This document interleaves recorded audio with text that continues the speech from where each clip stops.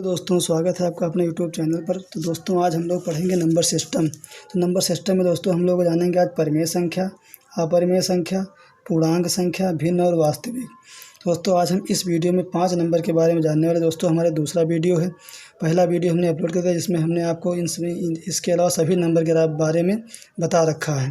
दोस्तों चलिए पहले जानते हैं परिमेय संख्या के बारे में। तो दोस्तों परिमेय संख्या को कहते हैं रेशनल नंबर। तो परिमेय संख्या हमारी वे संख्याएं थी जिनको हम P/Q के फॉर्म में लिख सकते हैं। इनको हम P/Q के फॉर्म में लिख सकते हैं जहाँ पर P और Q का मान एक पूर्णांक हो। जहाँ पर P और Q का मान एक पूर्णांक हो। तो पूर्णांक का मतलब है दोस्तों कि वो संख्या हमारी माइनस में हो चाहे प्लस में हो। जिसकी पूर्णांक हमारा 0 से -1, -2 इस प्रकार से आगे चले जाएंगे। और 0 के बाद में हम प्लस का 1, 2, 3, 4 इसी प्रकार से आगे चलेंगे। ये सभी हमारी पूर्णांक कहलाती हैं। तो P/Q के फॉर्म में जिन्हें हम लिख सकते हैं P/Q एक पूर्णांक हो। इसमें एक शर्त है जहाँ पर Q का मान कभी भी 0 नहीं हो सकता। तो सभी संख्या हमारी परिमेय संख्या कहलाएंगी। जैसे हमने लिख दिया कि एक संख्या 1/2, तो ये हमारी एक परिमेय संख्या है। या फिर हमने 1, 2, 3, 4 इसी प्रकार से आगे चले जाएंगे। सभी संख्या हमारी परिमेय में, क्योंकि इनको हम बट्टा में 1 दे सकते हैं। इसे 4/1 कह सकते हैं, इसको 2/1 कह सकते हैं, इसको 3/1। इसी प्रकार से ये सभी संख्या हमारी परिमेय संख्या के अंतर्गत आ जाएंगी। और अगर हम परिमेय संख्या की बात करें तो परिमेय संख्या जो है, जैसे हमने लिख दिया रूट में अगर कोई संख्या हमारी है जैसे 16, तो इसका हम 4 बाहर निकाल सकते हैं, तो ये हमें एक परिमेय संख्या हो जाएगी। तो ऐसे नंबर जो रूट के अंदर जिसका हम वर्गमूल निकाल सकते हैं, तो वे सभी नंबर हमारे परिमेय संख्या के अंतर्गत आ जाएंगे। जैसे हमने लिख दिया √4, तो इसका भी 2 बाहर निकल आएगा, तो ये हमारा एक परिमेय संख्या हो जाएगी। और अगर हम बात करें कि हमने कोई नंबर जैसे लिख दिया 1.212121, ये भी हमारी परिमेय के अंतर्गत आ जाएगी। यानी कि दशमलव के बाद कोई भी संख्या लगातार रिपीट हो तो वो संख्या हमारी परिमेय में आ जाएंगी। जैसे हमने लिख दिया 1.532 फिर 1, 2, ये हमारी परिमेय में नहीं है, क्योंकि इसमें लगातार रिपीट नहीं हो रहा, लगातार नंबर बदल रहे हैं, तो ये हमारी परिमेय में नहीं आएगी, एक अपरिमेय हो जाएगी। तो अगर हम पाई की बात करें तो पाई हमारा अपरिमेय होता है। ये क्वेश्चन पाई के बारे में क्वेश्चन पूछता है कि पाई क्या है, अपरिमेय की परिमेय, तो पाई हमारी एक अपरिमेय है। और पाई का मान अगर दे दे 22/7, तो हमारा ये परिमेय में आ जाएगा। पाई हमारा परिमेय है। तो परिमेय में केवल आपको याद रखना कि हमारी संख्या परिमेय को हम P/Q के फॉर्म में लिख सकते हैं। P और Q एक पूर्णांक हो। पूर्णांक मतलब कि 0 के बाद धनात्मक और 0 के पहले जो है ऋणात्मक, ये सभी संख्या हमारी पूर्णांक में आती हैं। लेकिन Q का मान कभी 0 नहीं होता, मतलब कि यदि 1/0 लिखा हो तो ये हमारी एक अपरिमेय है, ये परिमेय नहीं हो सकती है। 5/0 अगर दे दिया जाएगा तो ये भी हमारा एक अपरिमेय, क्योंकि इसको हम P/Q में लिखेंगे तो Q का मान 0 आ गया। और ऊपर यहाँ दिया है कि Q का मान कभी भी 0 नहीं हो सकता है। तो ये सभी संख्या हमारी परिमेय में होंगी। अगर हम अंडर रूट की बात करें तो रूट के अंदर ऐसा नंबर जिसका हम वर्गमूल निकाल सकते हैं, जैसे √16 दे दे, √25 दे दे, √36, तो सभी संख्या हमारी परिमेय में आ जाएंगी। अगर हमसे लिख देता है √49, तो पूछता है कि परिमेय है कि अपरिमेय, तो इसे हम कहेंगे कि ये परिमेय है, क्योंकि इसका हम 49 का दोस्तों 7 हम बाहर निकाल सकते हैं, तो हमारी एक परिमेय में आ जाएगी। अगर दे दे √45, तो ये संख्या हमारी एक अपरिमेय हो जाएगी।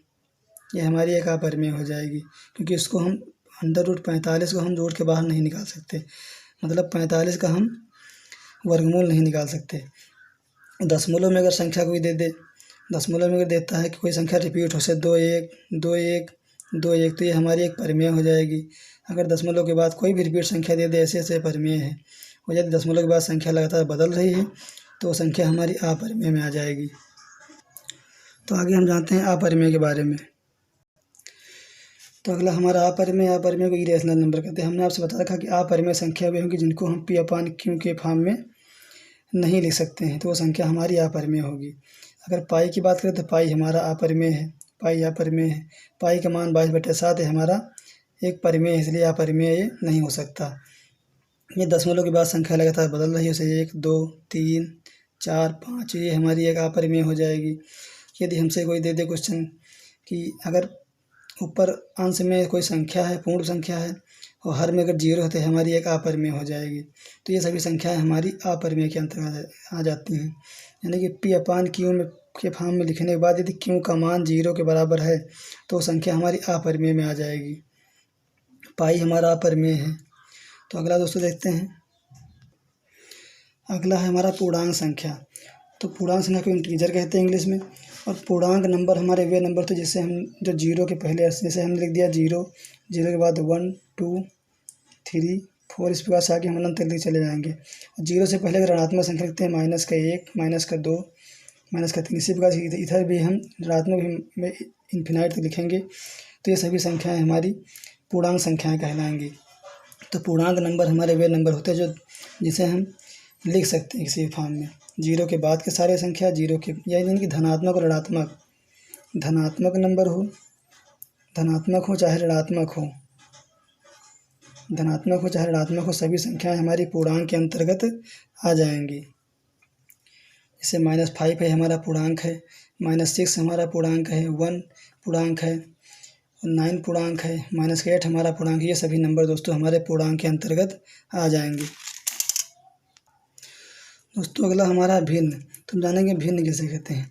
तो भिन्न जैसे हम उसे जैसे अंश और बटा हर में लिखें, हम अंश और बटा हर में लिखें तो संख्या हमारी भिन्न कहलाएगी। जैसे हमने लिख दिया 1/2, या फिर कोई पूर्णांक नंबर हो, जैसे हम लिख सकते हैं कि संपूर्ण का कोई भाग, एक संपूर्ण नंबर उसका कोई अंश ले लें हम, संपूर्ण का कोई अंश अगर ले लें हम तो उसे हम भिन्न कहेंगे। जैसे संपूर्ण हमारे नीचे 4 है, तो 4 में अगर हम ऊपर 4 का हम 2 भाग ले लेते हैं, 2/4, तो हमारा एक भिन्न कहलाएगा। इसी प्रकार जैसे हमने लिख दिया 5/7, यानी कि 7 टोटल हैं, 7 में 5, इसे हम 5/7 लिखेंगे, तो ये हमारा एक भिन्न कहलाएगा। अब इसमें ये अंश हो गया हमारा, 5 अंश हो गया और ये 7 हमारा हर हो गया।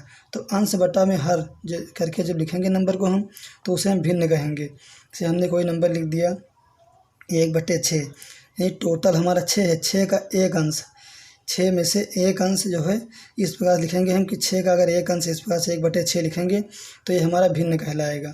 कोई भी नंबर लिख दिया हमने, लिख दिया 12/15, तो ये भी हमारा एक भिन्न कहलाएगा। 20/30, ये भी हमारा भिन्न कहलाएगा। एक कोई भी अगर आप नंबर लिख दें 1/20, तो ये हमारा भिन्न कहलाएगा। कि आपको अंश और हर के रूप में लिखना है, अंश बटा हर लिखना है, तो हमारे सब संख्याएं जितनी भी होंगी सभी भिन्न के अंतर्गत आ जाएंगी। अगला देखते हैं दोस्तों। तो अगला हमारा है रियल नंबर, वास्तविक संख्या। तो वास्तविक संख्या कौन सी होती है हमारी? जितने भी नंबर हमने पढ़ रखे हैं, चाहे वो सम हो चाहे विषम हो, चाहे विषम हो, चाहे भिन्न हो, ये सभी संख्याएं हमारी, जितने भी नंबर आप लोग जानते हैं, जितने भी नंबर सभी हमारे रियल नंबर होते हैं, चाहे ऋणात्मक हो चाहे धनात्मक हो। जिस प्रकार से कोई नंबर को हम लिख देंगे वो सभी नंबर हमारे वास्तविक संख्या के अंतर्गत आ जाएंगे। जैसे हमने एक परिमेय संख्या लिखा 5/3, तो ये भी हमारी वास्तविक संख्या के अंतर्गत आ जाएगी। हमने दिया 1 2 3 4, ये सभी संख्याएं हमारी वास्तविक नंबर के अंतर्गत या रियल नंबर के अंतर्गत आ जाएंगी। कोई भी संख्या हमने लिख दी, जैसे हमने लिख दिया अपरिमेय से रूट के अंदर 5 लिख दिया, तो ये भी हमारी एक वास्तविक संख्या है। किसी प्रकार से हम कोई नंबर लिख देंगे तो हमारा एक वास्तविक संख्या को कहलाएगी। या फिर जितने भी नंबर हैं सभी नंबर हमारे वास्तविक नंबर के अंतर्गत आ जाएंगे, रियल नंबर के अंतर्गत आ जाएंगे। एक अपरिमेय नंबर हमने लिख दिया 1.32156, ये भी हमारा एक रियल नंबर है, वास्तविक संख्या है। दोस्तों वास्तविक संख्या हम किसी भी नंबर को कह सकते हैं। कोई भी नंबर अगर हमने पढ़ रखा तो सभी नंबर हमारे वास्तविक या रियल नंबर के अंतर्गत आ जाएंगे। जैसे हमने कोई पूर्णांक लिख दिया, जैसे पूर्णांक दिया -5, -3, -2, ये भी संख्याएं हमारी एक वास्तविक या रियल नंबर के अंतर्गत आएंगी। हमने कोई एक पूर्ण संख्या लिख दी, 1 है, 15 है, 17 है, 35 है, ये सभी संख्याएं हमारी रियल नंबर के अंतर्गत या वास्तविक संख्या के अंतर्गत आ जाएंगी। जितने भी नंबर हम पढ़ते हैं सभी नंबर हमारे वास्तविक संख्या के अंतर्गत आ जाते हैं। तो दोस्तों आशा करता हूँ कि हमने आपको जितने प्रकार के नंबर बारे में बताया सभी नंबर आपको आसानी से समझ में आ गए होंगे। दोस्तों इस वीडियो को यहीं तक रखते हैं, मिलते हैं आपको अगले वीडियो में अच्छे कांसेप्ट के साथ। तो दोस्तों वीडियो पसंद आए तो वीडियो को लाइक करें, अगर चैनल पहली बार आए तो चैनल को सब्सक्राइब कर लें। तो मिलते हैं आपको अगले वीडियो में, तब तक के लिए धन्यवाद दोस्तों।